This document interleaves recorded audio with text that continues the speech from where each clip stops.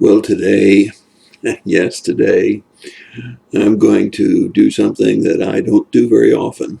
I probably should do more often. I made a mistake. I made an error. I taught an error. And it all came about when I did a sermon titled Nothing. The sermon was around Easter time and maybe even for Easter service. And I said, what happened on the Sabbath of the crucifixion of Jesus? And I think I said very smugly, nothing happened. But the fact of the matter is, after studying carefully this year and reading some additional information, it's very possible, no, it's likely, that I made two mistakes.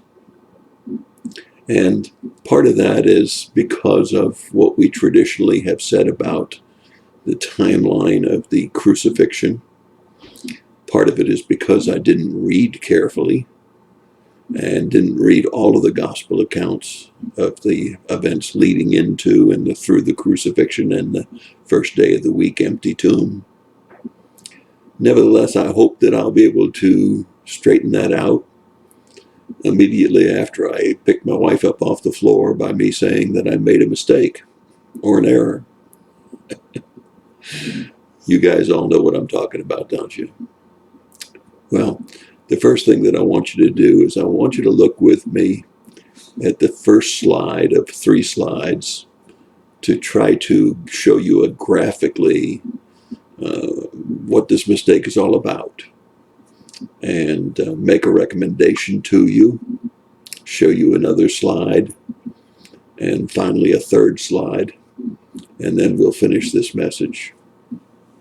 Hang on now. Here's slide 1. There are 7 things that I want you to see about this first slide. The Jewish day was from sundown to sundown, not like our traditional morning to evening counting days.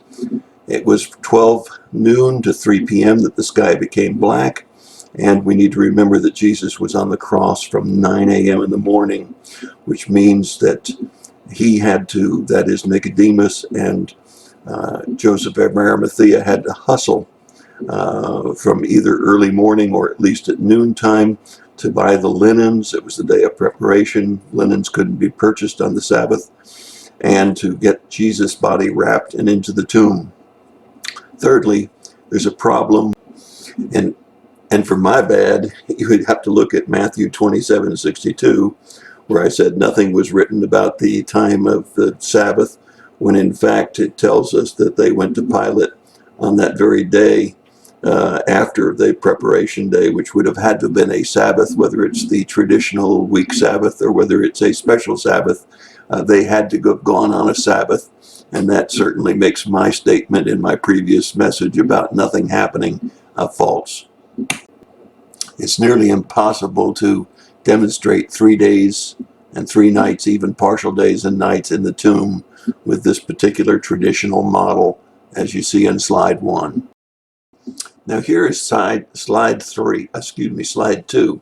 And thanks to a study that I looked at on the internet by Josh Duff, based on Philip Kacer's commentary, you'll notice that he takes the position that since the Jews calculated their calendar based on the days of the month rather than, that is the date of the month rather than the days of the week.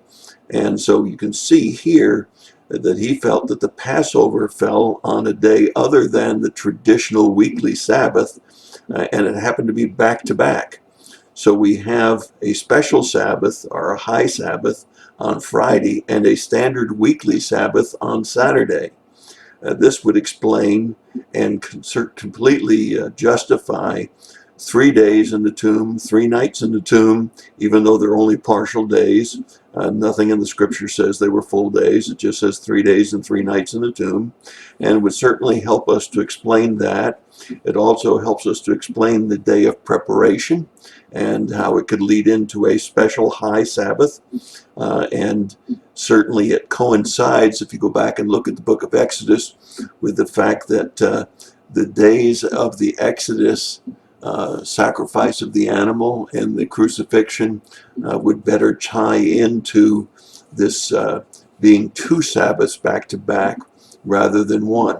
That doesn't change the fact that something happened on the Sabbath, whether it be the high Sabbath or the traditional Sabbath. So I'm still wrong about nothing happening on the Sabbath, because they did go to Pilate to get his body, to get the guards to guard the tomb.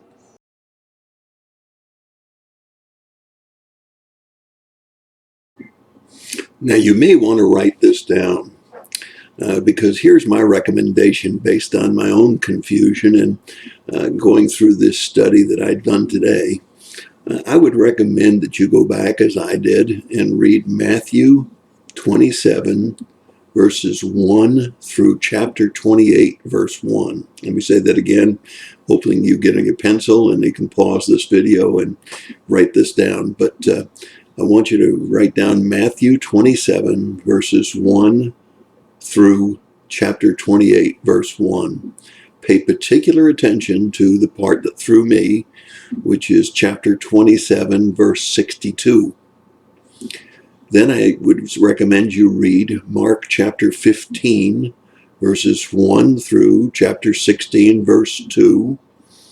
Again, paying particular attention to the fact that this is an agreement with Matthew, and the fact that the first day of the week is when they found the empty tomb. The first day of the week is always our Sunday.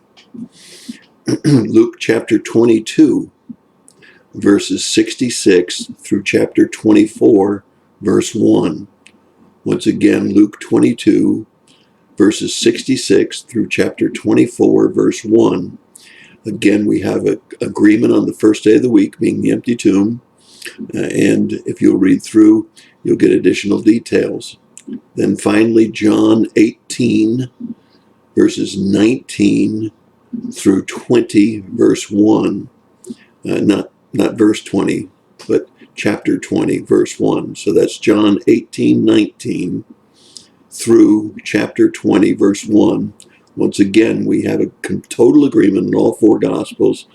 Empty tomb on the first day of the week. So we know the ending timeline for the resurrection. Now what you need to try to determine in your own mind is whether or not we have our traditional timeline correct, or whether the information that I'm showing you on these slides is more correct than what was traditionally thought. Again, my recommendation when you study all 4 Gospels is that you make a spreadsheet and you log the individual details of each of the Gospels side by side, so you can see which details are left out of which Gospel, which details are additional information that you didn't get from other Gospels, and that you analyze all of that as you go. And then you can watch this next slide, which is slide number 3, and you can decide what fits these 2 particular scales. Is it that you should look at the traditional view and stay with that? Should you look at this double Sabbath, a Sabbath which is a special Sabbath and then leading into the regular weekly Sabbath? Or, as a pastor has just recently shared with me, should you be looking at a Wednesday crucifixion of Jesus in order to get the timeline in the proper order? I think that each time you study it, you'll get a little bit more solid on what you believe was the exact timeline. On the left is the traditional view of the sequence of the crucifixion. On the right is the new theme that we're showing, which would be 2 Sabbaths, a high Sabbath, that is the actual Passover, and then a weekly Sabbath going back to back, which would then give us the 3 days and 3 nights in the tomb, and certainly does not undo the mistake that I made saying nothing happened on the Sabbath day, because whether it was on the high Sabbath or the weekly Sabbath, something did happen. They went to Pilate to get a guard for the tomb, to make sure that nobody could take the body, and that the deception of the second would be greater than the first. What does all of that prove? Well, it proves something, that after 35 years in the ministry and a full seminary degree, that I'm an imperfect. And I'm so glad that God specializes in dealing with imperfects. And finally, let me just repeat to you some information as we finish up this study. We've already proven that the body of Jesus was dead when it came down off of the cross. And so the whole theory that some have thrown out about Jesus just swooned and that's why he was able to come back to life, that he was really in almost a coma state and then came out of that coma state, that this is just too far-fetched from the centurion, from the spear in the side, from the wrapping of the cloth, the 100 pounds of spices that were placed on his body, the time in the tomb without medical attention. The swooning theory just doesn't hold fast. Remember the scourging, the nails, and the time on the cross. It just doesn't hold any water.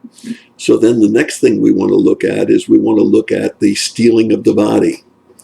How viable is that? And we can see quickly that it's not very viable.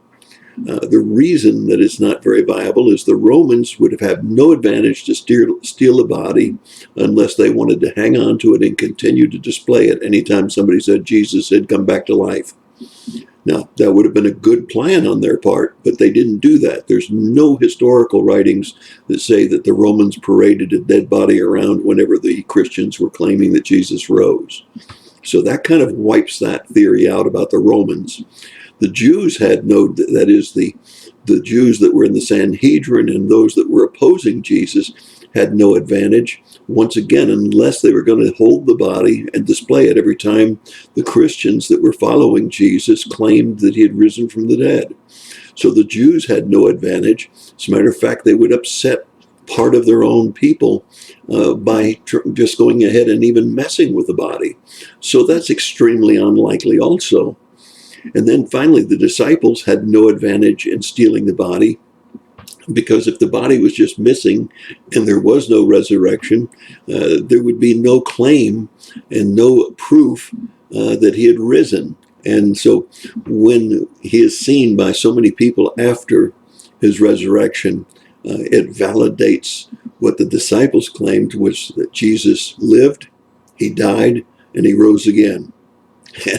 And that's exactly what he did. He lived, he died, and he rose again to prove he had the power over death. And that's my thought for the day.